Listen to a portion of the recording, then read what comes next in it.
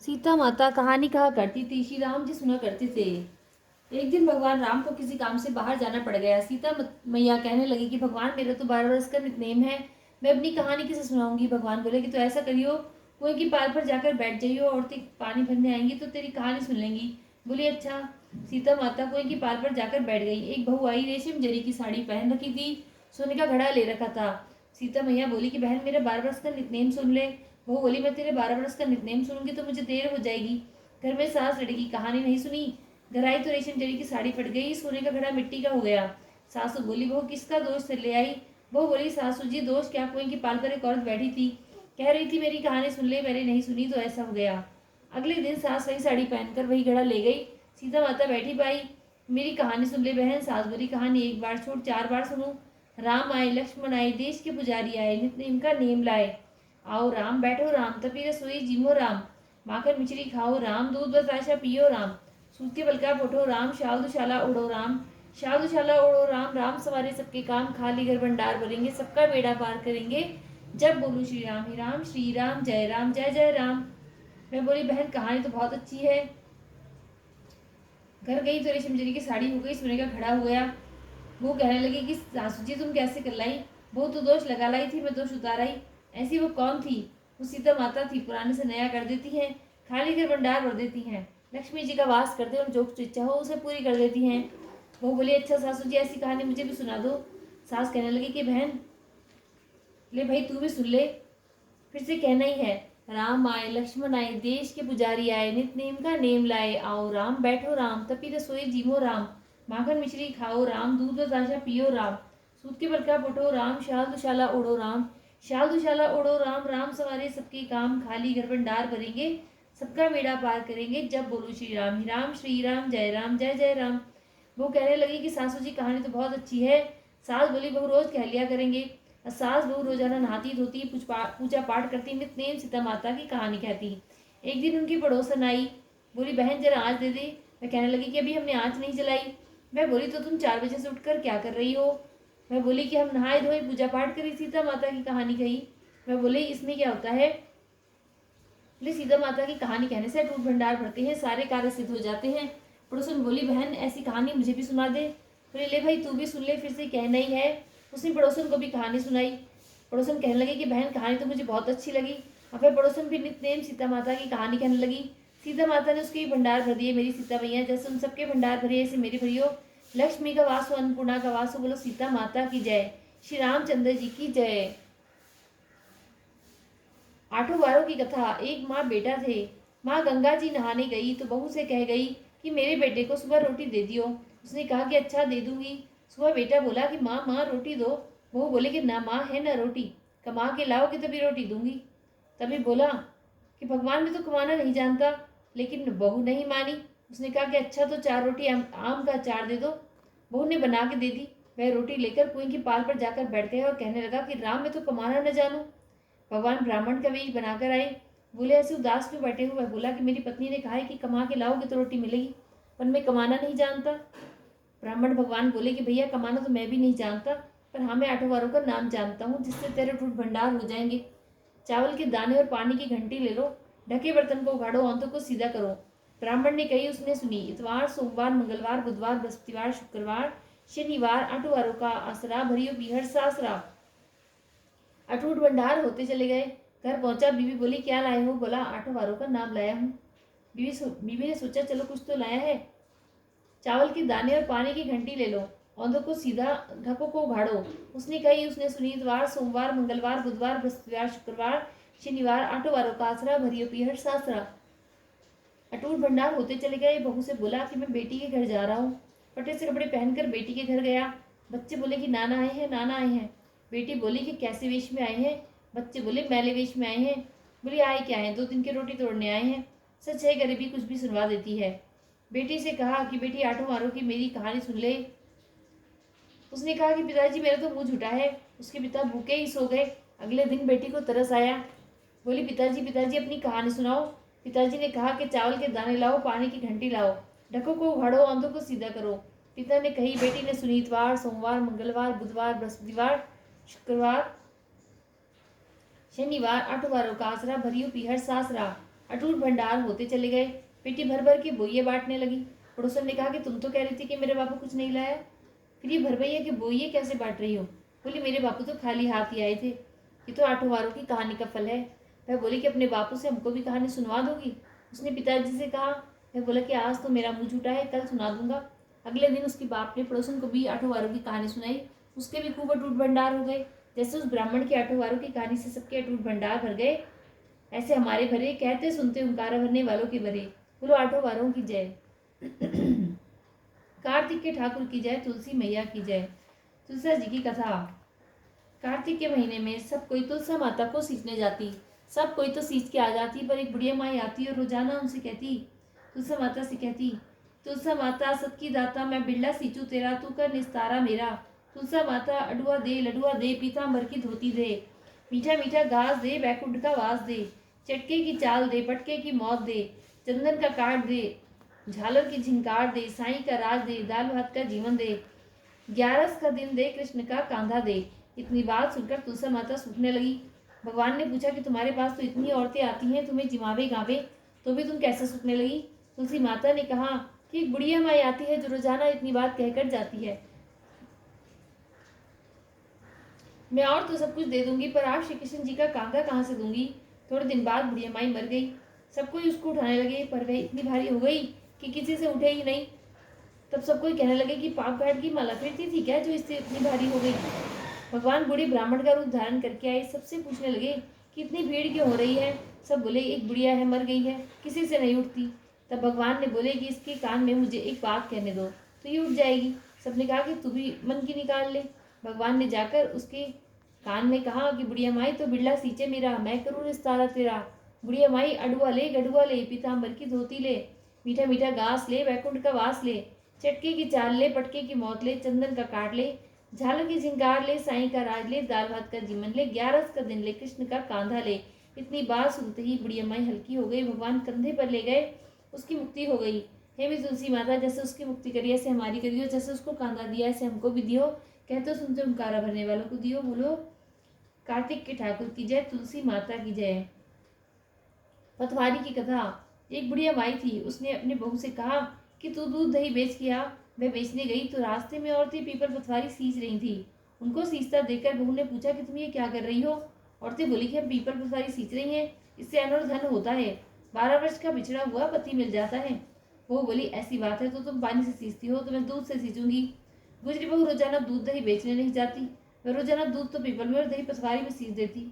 सास दूध दही का दाम मांगती तो कह देती कि मैं हीरा पूरा हो जाने पर दूंगी। कार्तिक का महीना पूरा हो गया। पूनों के दिन बहू पीपल पतवारी के पास जाकर बैठ गई। पतवारी ने पूछा कि तू मेरे पास क्यों बैठ गई? बहू बोली कि तो सास दूध दही का दाम मांगेगी। पीपल पतवारी बोली कि मेरे पास क्या दाम रखा है, ये भरा डिंडा है पान पुतरा, इसको ले जा। बहू ने वही ले जाकर कोठरी में रख दिया और डर के मारे कपड़ा उड़कर सो गई। सासू बोली बहू पैसे ला। बहू बोली कोठरी में रखा है।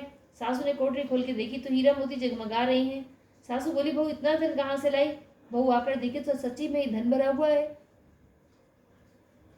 बहू ने सास को सारी बात बता दी। सास ने कहा कि अब की कार्तिक मैं भी पतवारी सींचूंगी। कार्तिक आया, सास दूध दही तो बेच आती, हांडी धोकर पीपल पतवारी में चढ़ा देती। आकर बहू से कहती कि तू मेरे से दाम मांग। वह कहती कि सासू जी कोई बहू भी दाम मांगती है, पर सासू कहती कि तू मांग। बहू बोली सासू जी पैसे लाओ। तो वह पीपल पतवारी के पास जाकर बैठ गई। पीपल पतवारी ने सास को पान पुतुरा भरनेड़ा दे दिया। उसने ले जाकर कोठरी में रख दिया। बहू ने खोल कर देखा तो उसमें कीड़े मकोड़े बिलबिला रहे हैं। बहू ने कहा कि सासू जी यह क्या? सास ने आकर देखा और बोलने लगी कि पीपल पतवारी तो बड़ी दोगली पटपीटन है, इसको तो धन दे दिया और मुझको कीड़ा मकोड़ा। तब सब कोई कहने लगे कि बहू तो सबकी भूखी सिंचती और तुम धन की भूखी।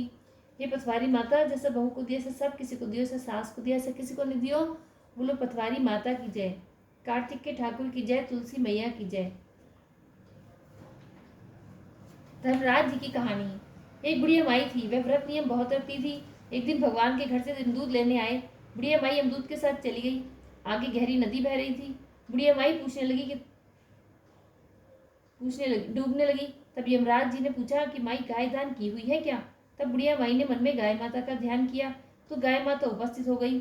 गाय की पूंछ पकड़कर बुढ़िया माई नदी पार हो गई। आगे गई तो काले कुत्ते खाने दौड़े। तब यमराज जी ने पूछा कि कुत्ते को रोटी दी है क्या? बुढ़िया माई ने मन में कुत्ते का ध्यान किया तो कुत्ते चले गए। आगे चली तो काले कौवे बुढ़िया माई को चोंच मारने लगे। तब यमराज जी ने कहा कि ब्राह्मण की बेटी को सिर में लगाने को तेल दिया है कि नहीं। बुढ़िया माई ने ब्राह्मण की बेटी को याद किया तो कोई ने चोंच मारना छोड़ दिया। आगे गई तो पैरों में कांटे चुभने लगे। तब यमराज जी ने कहा कि चप्पल दान की है क्या। बुढ़िया माई ने याद किया तो चप्पल पैरों में आ गई। आगे चली तो चित्रगुप्त जी ने यमराज जी से कहा कि आप किसको ले आए हो। तब यमराज जी ने कहा कि बुढ़िया माई ने दान पुण्य तो बहुत किया है, पर धर्मराज जी का तो कुछ नहीं किया, इसलिए आगे के द्वार बंद है। तो बुढ़िया माई बोली कि मुझे 7 दिन के लिए धरती पर जाने की आज्ञा दो। 7 दिनों तक कहानी सुनकर उद्यापन करने के बाद वापस चली आऊंगी। बुढ़िया माई वापस धरती पर आ गई। पूरे गांव में खबर फैल गई कि बुढ़िया माई भूतनी का रूप धारण करके वापस आ गई है। वह जब अपने घर गई तो बहू बेटे ने भूतनी समझकर घर के द्वार बंद कर दिए। तब उसने अपने बहू बेटे से कहा कि मैं भूतनी नहीं हूँ, मैं तो धर्मराज जी के कहने के अनुसार वापस आई हूँ। मैं नियम अनुसार प्रत्येक दिन धर्मराज जी की कहानी सुनकर उद्यापन करके वापस परलोक चली जाऊंगी। यह सुनकर बेटे ने उद्यापन की पूजा की सामग्री एकत्रित कर दी, लेकिन कहानी का हुंकारा नहीं भरा। तब बुढ़िया माई पड़ोसन के पास गई और कहानी सुनने को कहा। पड़ोसन ने कहानी सुनी और हुंकारा भर दिया। बुढ़िया माई ने 7 दिनों के पश्चात कहानी सुनकर उद्यापन कर दिया और सभी सामान दान कर दिया। तब धर्मराज जी ने बुढ़िया माई के लिए धरती पर विमान भेजा। विमान देखकर सभी गांववासी स्वर्ग जाने को तैयार हो उठे। बुढ़िया माई बोली कि मेरी कहानी तो सिर्फ पड़ोसन ने ही सुनी है। तो सभी गांव वालों ने बुढ़िया माई के पांव पकड़ लिए और धर्मराज जी की कहानी सुनाने का आग्रह किया। कहानी सुनने के पश्चात सभी विमान में बैठकर स्वर्ग पहुंचे। तो धर्मराज जी ने कहा कि मैंने तो सिर्फ बुढ़िया माई के लिए विमान भेजा था, पर यहाँ पर तो सभी गांववासी एकत्रित हो गए। तब बुढ़िया माई ने कहा कि मेरी कहानी तो इन सबों ने सुनी है, इसलिए आप आधा पुण्य इनको भी दो। तब धर्मराज जी ने सभी गांववासियों को स्वर्ग का वास दे दिया। सो हे धर्मराज जी महाराज, जैसे बुढ़िया माई को स्वर्ग का वास दिया, ऐसा मैं भी देना। कहते सुनते हुंकारा भरने वालों को देना। बोलिए धर्मराज जी महाराज की जय, यमराज जी की जय। पोपा बाई की कहानी। एक पोपा बाई थी, वह व्रत नियम बहुत करती थी। एक दिन अपने भाई भाभी से बोली कि मैं शादी नहीं करूंगी, मेरी झोपड़ी गांव के बाहर बनवा दो। और गांव की स्त्रियों से कहा कि आप अपनी गाय और बछड़े मेरी यहाँ घास फूस चरने को भेज दिया करो, बचा कुचा खाना मुझे भेज दिया करो। एक दिन नगर का राजा शिकार खेलने जंगल में गया। जंगल में झोपड़ी देखकर वह वहीं रुक गया और बोला कि इस झोपड़ी में कौन रहता है। जब अंदर से कोई आवाज नहीं सुनाई दी तो वह बारंबार दरवाजा खड़खड़ाने लगा। तब पोपा बाई उठी और बोली कि कौन है जो मेरे द्वार पर आवाज दे रहा है। राजा ने कहा कि मैं इस नगर का राजा हूँ और तेरे साथ शादी करूंगा। तब पोपा बाई ने कहा कि जहां से आई हो वहीं से चले जाओ, मैं पराये पुरुष का मुंह नहीं देखती। राजा जब जबरदस्ती पोपा बाई को उठाकर ले जाने लगा तो रास्ते में पोपा बाई ने राजा को शाप दिया कि उसका सारा राजपाट नष्ट हो जाए। जब वह अपने नगर में पहुंचा तो रानियों ने कहा कि आप इसको वापस इसकी झोपड़ी में छोड़ाओ। राजा जब पोपा बाई को छोड़ने गया तो रास्ते में पाप की नदी आई। राजा उस पाप की नदी में डूब गया। पोपा बाई धर्मराज जी के यहाँ पहुंची तो धर्मराज जी ने पोपा बाई को स्वर्ग का राज दे दिया। एक बार एक सेठ सेठानी मृत्युलोक में स्वर्गलोक को सुधारे प्रवेश करने के लिए स्वर्ग का द्वार बंद देखकर उन्होंने धर्मराज जी को द्वार खोलने का आग्रह किया। तब धर्मराज जी ने कहा कि इस द्वार पर तो पोपा बाई का राज है। तब सेठ सेठानी ने कहा कि हम तो पोपा बाई को नहीं जानते। तब धर्मराज जी ने कहा कि 7 दिन मृत्युलोक में जाकर 8 खोपड़ा में राई भरकर 5 कपड़ा ऊपर से रखकर कहानी सुनकर उद्यापन करें और कहें कि राज है पोपा बाई का, लेखा लेगी राई राई का। बोलो पोपा बाई की जय, कार्तिक के ठाकुर की जय, तुलसी मैया की जय।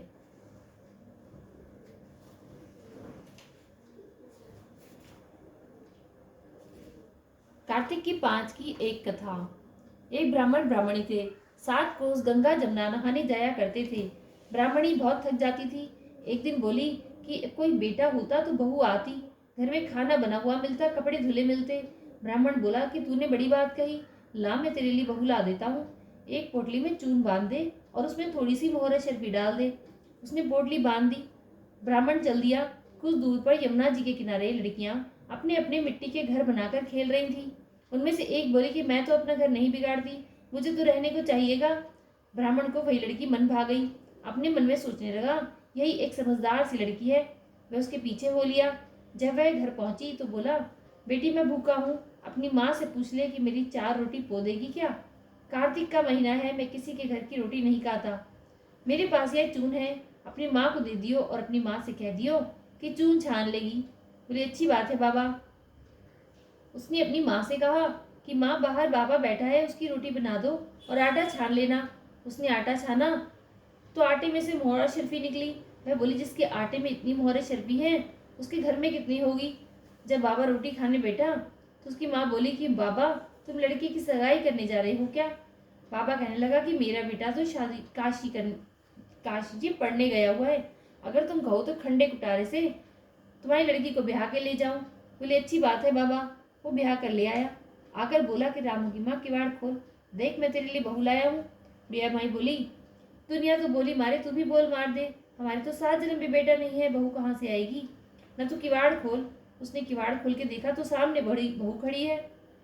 सास आदर सत्कार के साथ बहू को अंदर ले आई। बूढ़े बुढ़िया नहाने जाते तो बहू सारा काम करती, खाना बनाती, कपड़े धोती, रात को उनके पाँव दबाती। इस तरह से बहुत समय निकल गया। सास बोली बहू चूल्हे की आंच न बुझने दियो, मटके का पानी न खत्म होने दियो। एक दिन चूल्हे की आंच बुझ गई। भागी भागी बहू पड़ोस में गई। बोली पड़ोसन मुझे थोड़ी सी आंच दे दो, मेरे चूल्हे की आंच बुझ गई है।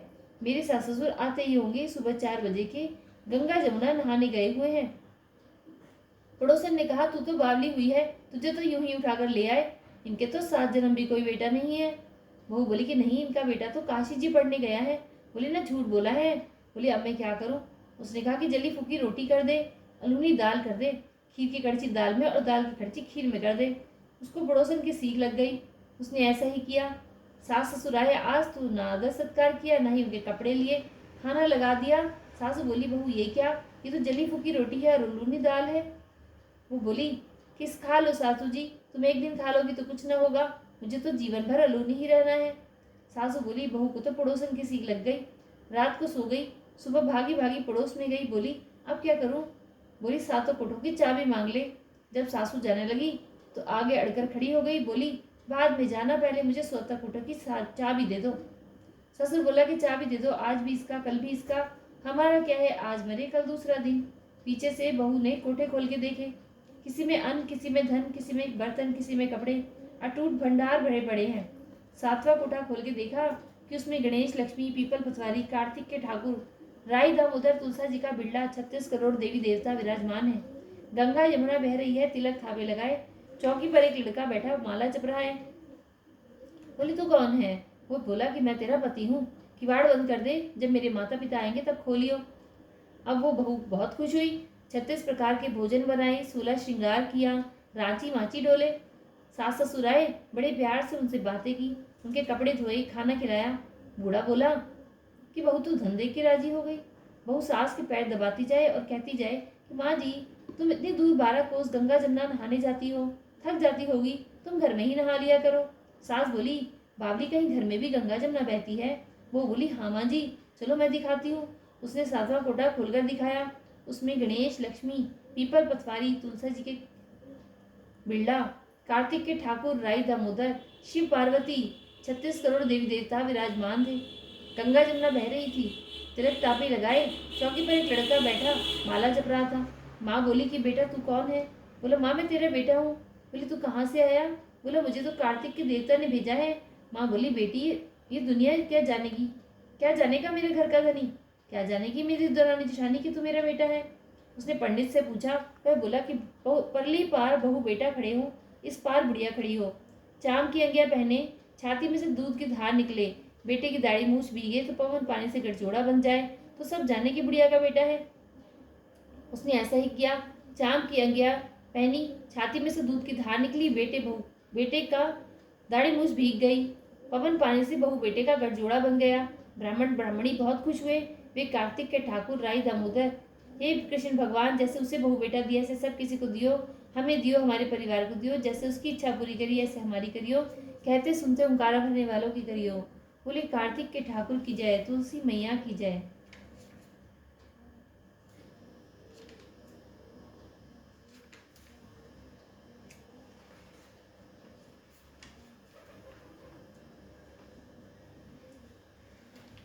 पंचवीकम की कथा। एक साहूकार के बेटे की बहू थी जो बहुत सुबह उठकर कार्तिक के महीने में रोजाना गंगा जी नहाने जाती थी, पराये पुरुष का मुंह नहीं देखती थी। एक राजा का लड़का था। जब भी रोजाना गंगा जी नहाने जाता तो सोचता मैं इतनी सुबह नहाने आता हूँ तो भी मेरे से पहले कौन नहा लेता है। 5 दिन कार्तिक के रह गए। उस दिन साहूकार की बहू तो नहा के जा रही थी और राजा का बेटा आ रहा था। खुड़का सुनकर वह जल्दी जल्दी जाने लगी तो उसकी माला मोचड़ी छूट गई। राजा आया, उसने सोचा कि जब माला मोचड़ी इतनी सुंदर है तो इसे पहनने वाली कितनी सुंदर होगी। सारी नगरी में राजा ने हेलो फिरवा दिया कि जिसकी यह माला मोचड़ी है वह मेरे पास 5 दिन आएगी, तब मैं उसकी माला मोचड़ी दूंगा। साहूकार के बेटे की बहू ने कहलवा दिया कि मैं 5 दिन आऊंगी, पर किसी को साग भरने के लिए बैठा दियो। राजा ने गंगा जी पर बिछावन करके एक तोते को पिंजरे में टांग दिया। वह सुबह आई, पहली पैड़ी पर पैर रखा और बोली, हे कार्तिक के ठाकुर राय दामोदर, पांचों पांडु छठो नारायण भीष्म राजा, उस पापी को नींद आ जाए। मैं सत की हूं तो मेरा सत रखना। राजा को नींद आ गई और वह नहा धोकर जाने लगी तो तोते से बोली, सुआ सुआ सुट्टा पग खालूंगी, हार साग भरिए मेरा वीरा। सुआ बोला कि वीर भी कोई साग भरा करता है। जब वह बोली, सुआ सुआ सुट्टा पग खालूंगी नेवर, हार साग भरिए मेरा देवर, सुआ ने कहा कि अच्छा भाभी मैं साग भरूंगा। वह तो कहकर चली गई। राजा हड़बड़ा कर उठा। सुआ से पूछा कि सुआ सुआ वह आई थी क्या, कैसी थी। सुआ बोला, आभा किसी बिजली, होली किसी झल, केरा किसी कामिनी, गुलाब का सा रंग। राजा ने सोचा कल तो मैं अपनी उंगली चीर के बैठ जाऊंगा तो नींद नहीं आएगी। दूसरे दिन उंगली चीर के बैठ गया। वह आई, उसने वैसे ही प्रार्थना करी। राजा को नींद आ गई। नहा धो के सुआ से साग भराकर चली गई। राजा ने उठते ही पूछा, फिर सुआ से पूछा तो सुआ ने कल के जैसा ही जवाब दे दिया। उसने सोचा कि कल तो मैं आंख में मिर्च डालकर बैठ जाऊंगा। तीसरे दिन आंख में मिर्च डालकर बैठ गया। सारी रात हाय हाय करके बिताई। वह आई, उसने वैसे ही प्रार्थना करी। राजा को नींद आ गई। नहा के सुआ से साग भरा के चली गई। राजा ने सोचा कि कल तो मैं कांटों की सेज बिछाकर बैठूंगा। चौथे दिन कांटों की सेज बिछाकर हाय हाय करता रहा, पर जब वह आई उसको नींद आ गई और वह प्रार्थना करके नहा के सुबह से साग भरा के चली गई। 5वें दिन राजा आंख जलाकर उसकी राख पर बैठ गया। उस दिन भी वह प्रार्थना करती हुई आई और आज भी मेरा सत रखियो। राजा को नींद आ गई। उसने सुबह से साग भरा ली और कहा कि उस पापी से कह दियो कि मेरे 5 दिन पूरे हो गए हैं, अब मेरी माला मोचड़ी मेरे घर भेज देगा। राजा ने उठते ही सुआ से पूछा कि सुआ वह आई थी क्या। सुआ बोला कि आई थी, अपनी माला मोचड़ी मंगाई है। थोड़े दिन बाद राजा के कोढ़ निकल आए। त्राही त्राही पुकारने लगा। ब्राह्मण को बुलाकर पूछा कि सारे शरीर में जलन कैसे लग गई। ब्राह्मण बोला कि यह कोई पतिव्रता स्त्री का पाप धरा है जिससे लगी है। राजा ने पूछा कि अब ये कैसे ठीक होगा। ब्राह्मण बोला कि तुम उसको धर्म की बहन बनाओ, उसके नहाए हुए जल से नहाओगे तो तुम्हारा जलन को ठीक हो जाएगा। राजा माला मुचड़ी लेकर उसके घर गया और साहूकार से बोला कि तेरी बहू गंगा पर भूल गई थी, या उसे दे दो और कह देना कि अपने नहाए हुए जल से मुझे नहला दे। साहूकार बोला कि वह तो पराये पुरुष का मुंह नहीं देखती, तू इस नाली के नीचे बैठ जा, वह नहाएगी तो तेरे ऊपर पानी पड़ जाएगा। राजा नाली के नीचे बैठ गया। वह नहाया और जल गिरने से उसकी काया कंचन सी हो गई। ये पंचवीकु देवता, जैसे साहूकार की बहू का सत रखना ऐसे हमारा भी रखना। कहते सुनते हुंकारा भरने वालों का रखना, बोलो हमारे सारे परिवार का रखना। बोलो कार्तिक के ठाकुर की जय, तुलसी माता की जय।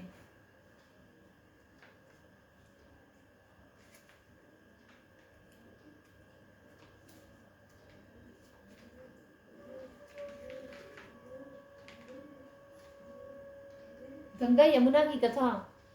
एक गंगा थी, एक यमुना थी। दोनों बहनें एक साहूकार के खेत में से जा रही थी। जमुना ने 12 दाने जौ के खेत में से तोड़ लिए। गंगा बोली कि बहन, यह तो चोरी हो गई, तुझे तो पाप लग गया। जमुना बोली कि अब ये कैसे उतरेगा। गंगा बोली कि 12 बरस साहूकार के यहाँ नौकरी करने से उतरेगा। जमुना साहूकार के यहाँ गई और बोली कि मुझे नौकर रख लो, 4 काम छोड़कर मैं तुम्हारे सारे काम कर दूंगी। एक तो झूठे बर्तन नहीं धोऊं, झाड़ू नहीं लगाऊं, सेज नहीं बिछाऊं और दिया नहीं चासूं। साहूकार ने उसे नौकर रख लिया। 12 बरस बाद कुंभ का मेला आया।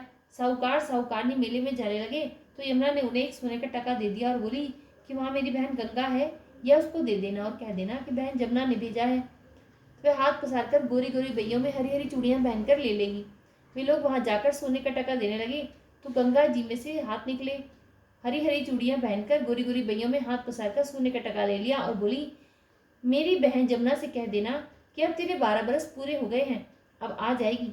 साहूकार साहूकारनी घर आए।